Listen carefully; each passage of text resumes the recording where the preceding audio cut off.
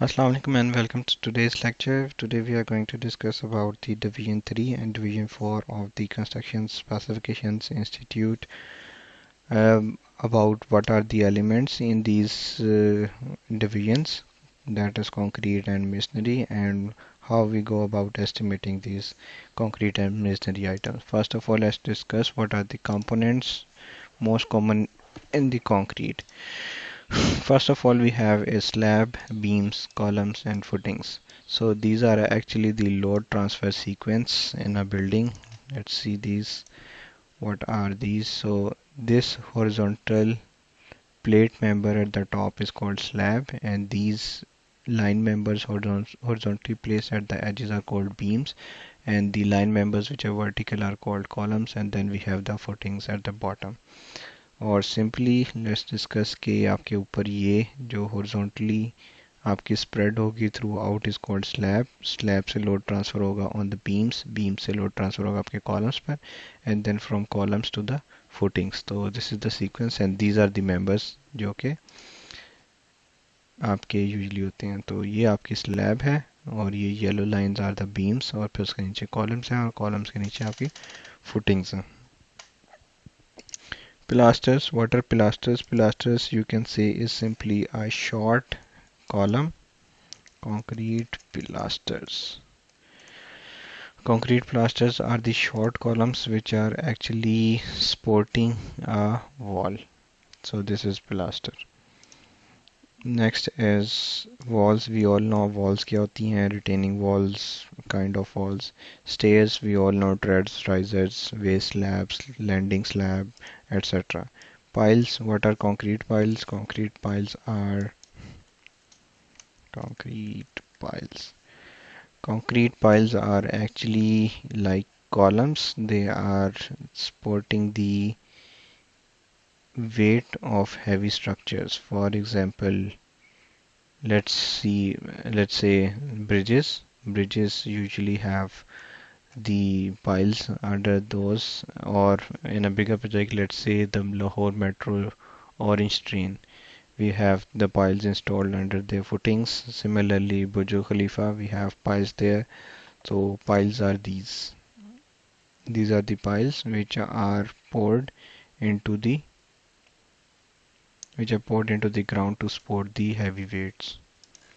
Then is poured concrete decking. Usually what happens is USA construction में we place metal decks and then pour the concrete slab over it. Let's say poured concrete over deck.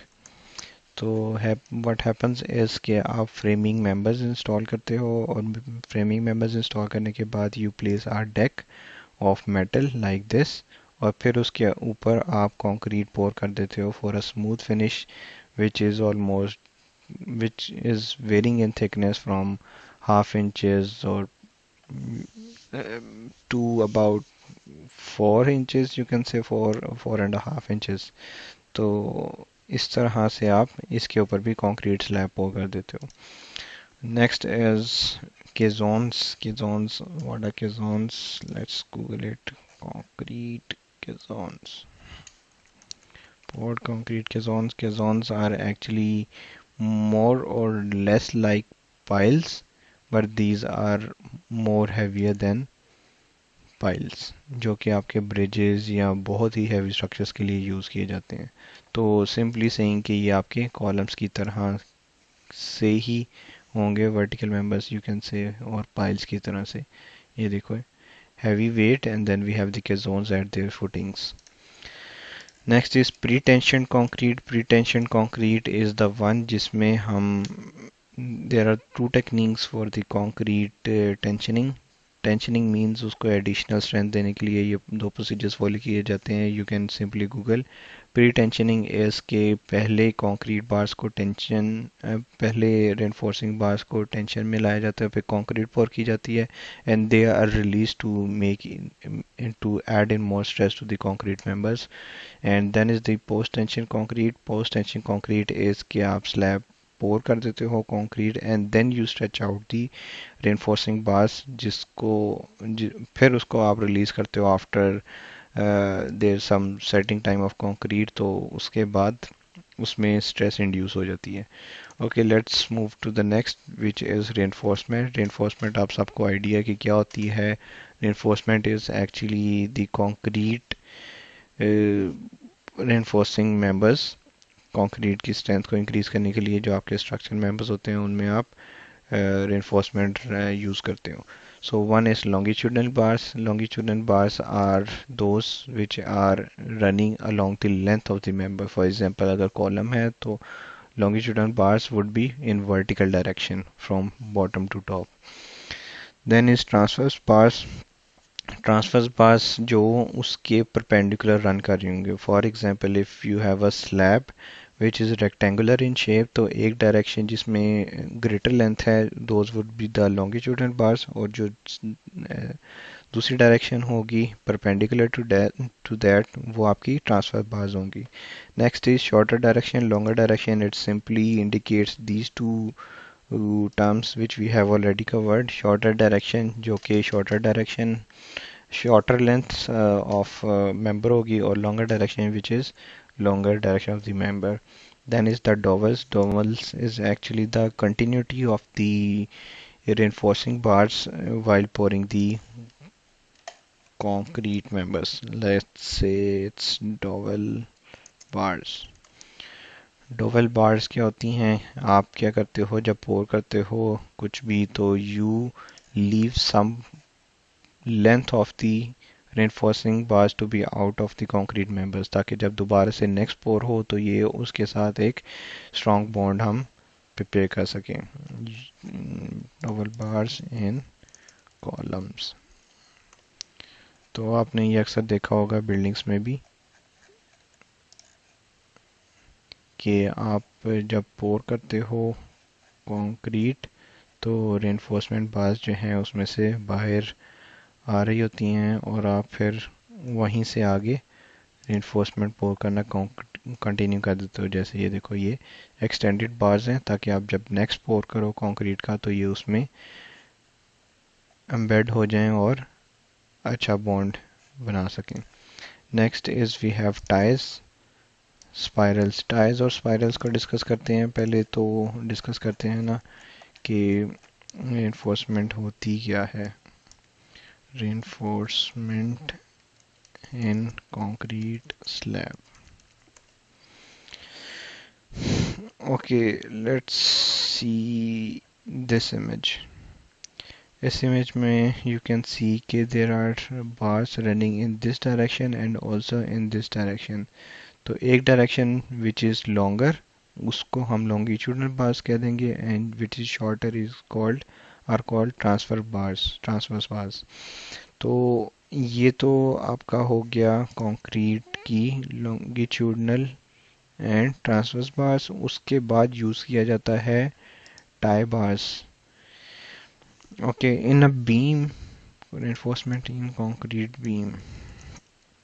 Beam में क्या होता है कि आपकी for example let's say this is a beam, तो इसमें क्या होता है कि जो आपकी ये लॉन्गिट्यूडनल बार्स हैं which are coloured in red, these are running along the length, तो इनको हम लॉन्गिट्यूडनल बार्स कहते हैं। और ये जो आपके पास रिंग से बने हुए हैं इसके इन रेक्टेंगुलर शेप, इसको हम टाइस कहते हैं। ये डेफिनेट स्पेसिंग पे होते हैं और इनको इसलिए यहाँ पर फिक्स किया जाता है ताकि जो आपकी लॉन्गिट्यूडनल बार्स हैं वो मूव ना करें, और it's also for the shear strength as well which we know which we have studied in our engineering course.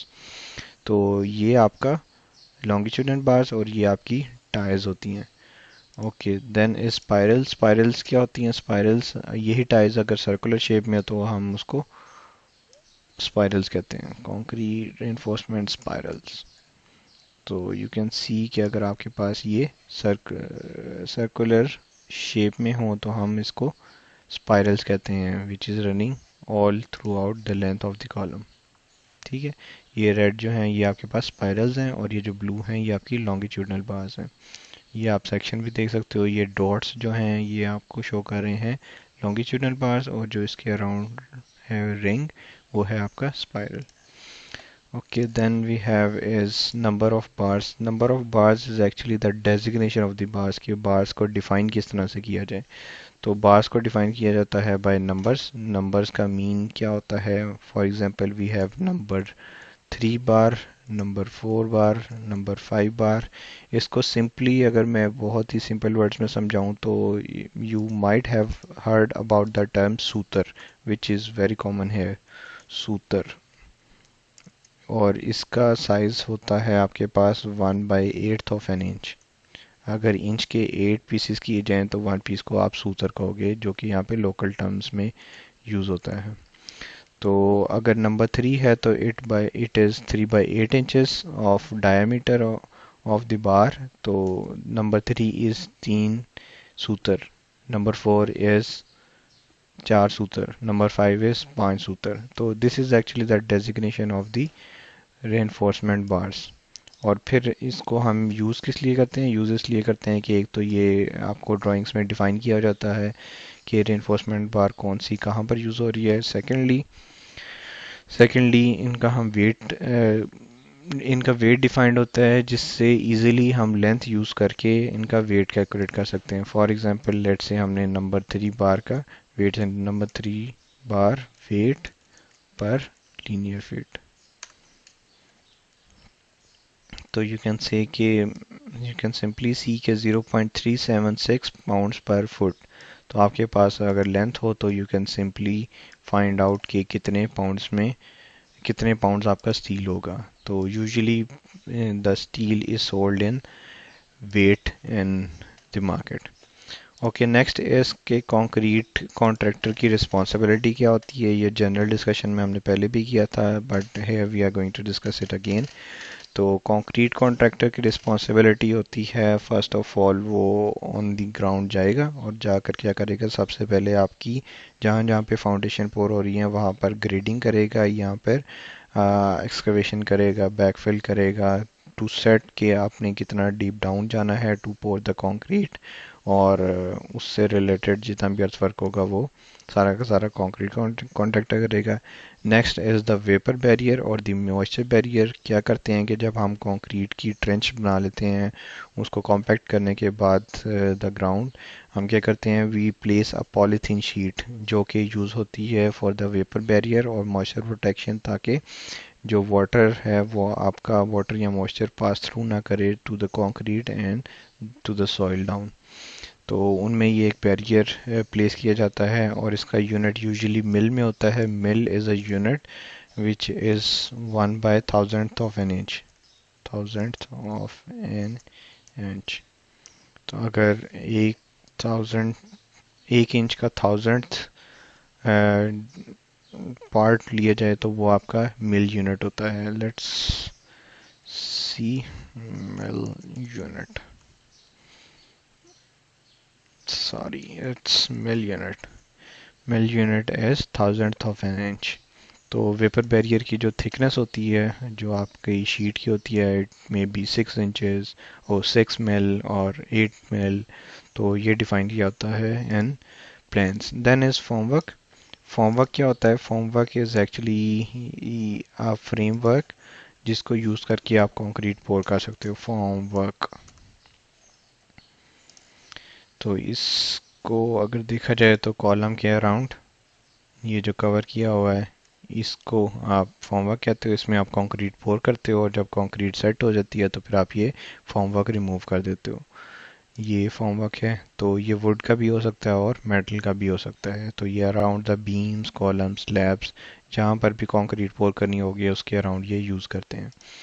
Next is we have reinforcement. Reinforcement is what we have already discussed कि ये step wise मैंने procedure mention किया हुआ है कि concrete contract करता किस तरह से अपना स्कोप ऑफ वर्क को कवर है. फर्स्ट ऑफ ऑल एक्सकवेशन करेगा, देन वो मॉइस्चर बैरियर प्लेस करेगा, देन वो फॉर्मवर्क प्लेस करेगा. फॉर्मवर्क प्लेस करने के बाद वो उसमें रेनफोर्समेंट प्लेस कर देगा. वही जो हमने अभी डिस्कस किया है लॉन्गिट्यूडनल बार्स, टाइज, स्पाइरल्स और what have you. Then is the concrete pour. Concrete pour means कि आपने concrete the mix of the cement sand and the crush and the water. तो उनका मिक्स जो है वो आप पोर कर दोगे। And then is the shuttering. Shuttering क्या होती है? Shuttering is different from the form work. Shuttering होती है for the ease of work. For example आपने हाइट्स हाइट्स को for example at different heights you want to work on, तो shuttering is actually the support for this slab जो कि आपके underside के it's part of the in simply saying it is formwork which is a term. Shuttering is a formwork which is a term used in Pakistan locally. And then is scaffolding. Scaffolding क्या होती है? Scaffolding are actually the members. Scaffolding is a framework which is used to work at different heights और at different locations जहाँ पर आपकी easy access otherwise possible नहीं होती. This maybe you can see कि ये ग्रेटर हाइट है and you want to work over here. तो ये जो आपका फ्रेमवर्क है जिस पर ये खड़े होकर मेसन्स या लेबरर्स काम कर रहे हैं, दिस इज कॉल्ड स्कैफोल्डिंग। ये देखें, ये स्कैफोल्डिंग है। ओके, ये आपके, तो ये मेटल का भी हो सकता है, वुड का भी हो सकता है। दिस इज स्कैफोल्डिंग जो कि कंक्रीट पोर करने के लिए नहीं यूज़ होती बट के for the sake of convenience of working of the labourers at different locations. Then we have next is masonry. Masonry में what is in masonry? Masonry में CMU was concrete masonry units.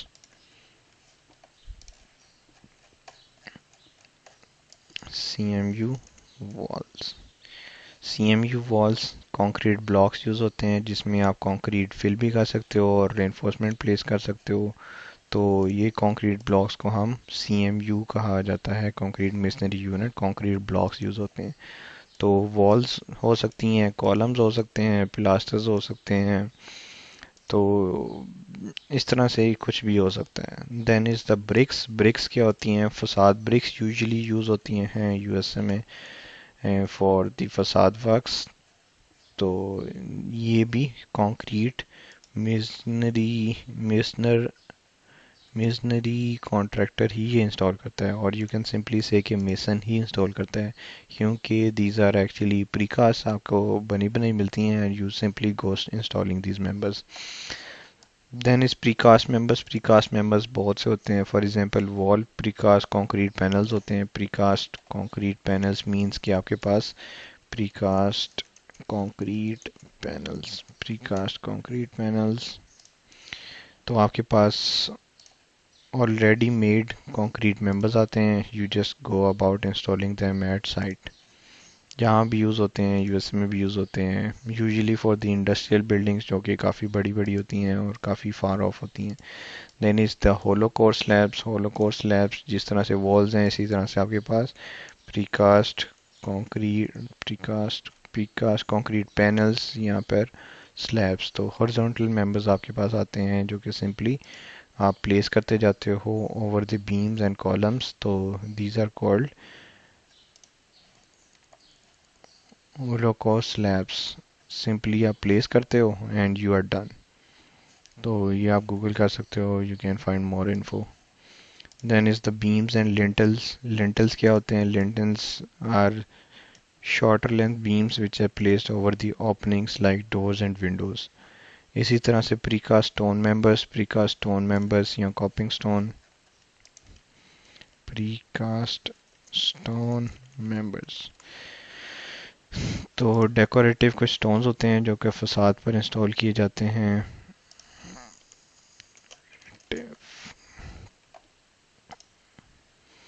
इस तरह के blocks हो गए। यहाँ पे ये देखें, ये ब्लॉक और ये कॉलम कैपिटल्स किसको कहते हैं? कॉलम कैपिटल्स इनको कहते हैं, ये जो इनके टॉप पर है। उसके अलावा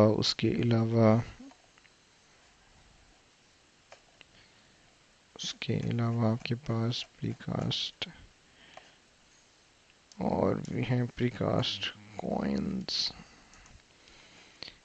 ये आपके एक्सटीरियर पर स्टोन इंस्टॉल है, डेकोरेटिव स्टोन। तो इस तरह से आपके पास ये आपके पास स्टोन इंस्टॉल है, लिंटल स्टोन, और एट डिफरेंट लोकेशंस ये मेडेलियन।